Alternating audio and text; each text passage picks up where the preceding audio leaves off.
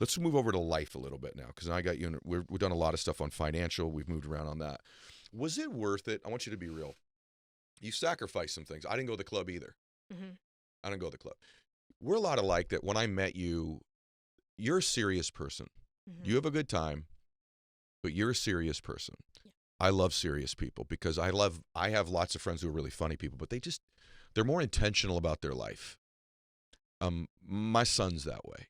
He's very intentional about his life. He's a pretty serious guy. Has a good time. But when I met you, I immediately was impressed. I mean, like immediately. I'm talking within we met backstage at an event I was speaking for you at. It wasn't your biggest event ever.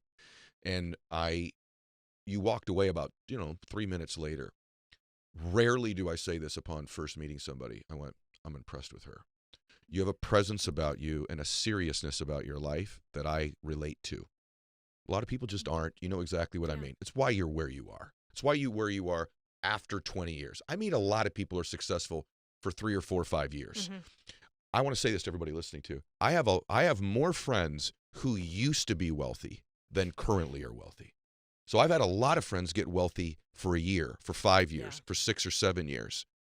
But what they were doing was more market driven, not habitually driven, like the habits we're talking about here. So you probably weren't at the club a lot. You probably didn't party a lot. I bet you lost friends over how successful you were. You can elaborate on that if I'm wrong. You lost friends over your focus, over your intensity, over you not wanting to be around clowns anymore, right? 100%. And you missed a lot of things. Truthfully speaking, okay, Yeah. was all that worth it? And if it wasn't, that's okay. But was it worth it? And did you lose friends and have those things I described? Because I think people need to know this is probably going to happen if you're going to do it. It was 100% worth it.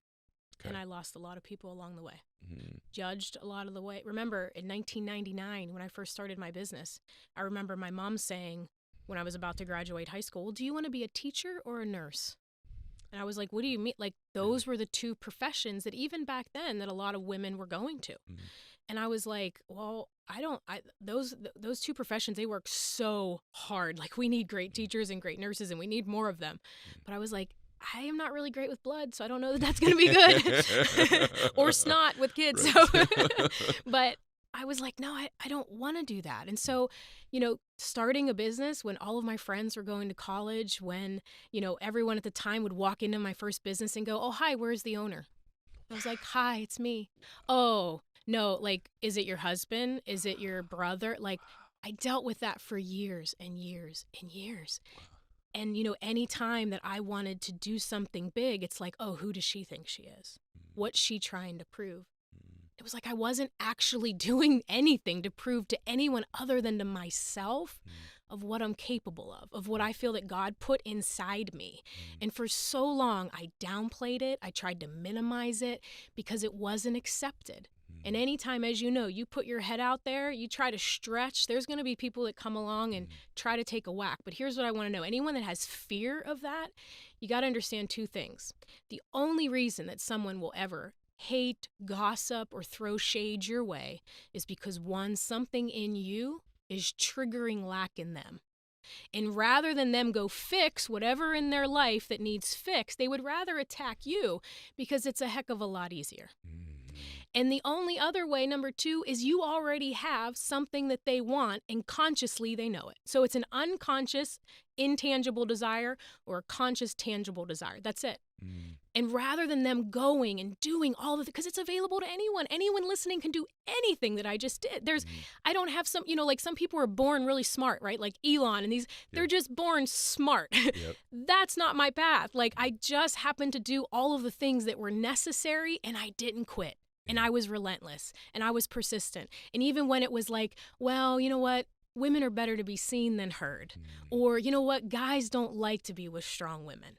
All of the things that I had heard for so long. So it made me try to be smaller, play. And it was like inner civil war. Because when you are not being congruent with who you're really created to be, it will feel like this war that's going on inside of you. And I guarantee there's somebody listening that understands that. And I just want you to know that that is the physical feeling of you not going after what you darn well know that you should be. Oh my gosh.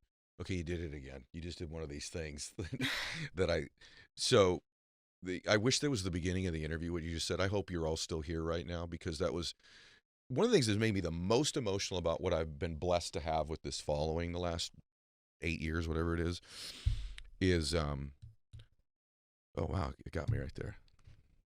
Sorry. Is the amount of women who want to be somebody in this world right now.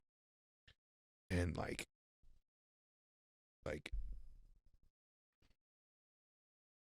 sorry. There's just millions, and like they work so hard.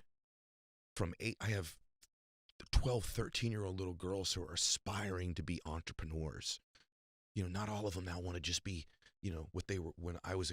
They had to be an actress or an athlete or like they want to be entrepreneurs. They want to give. They want to create. They want to contribute. They want to win for their family.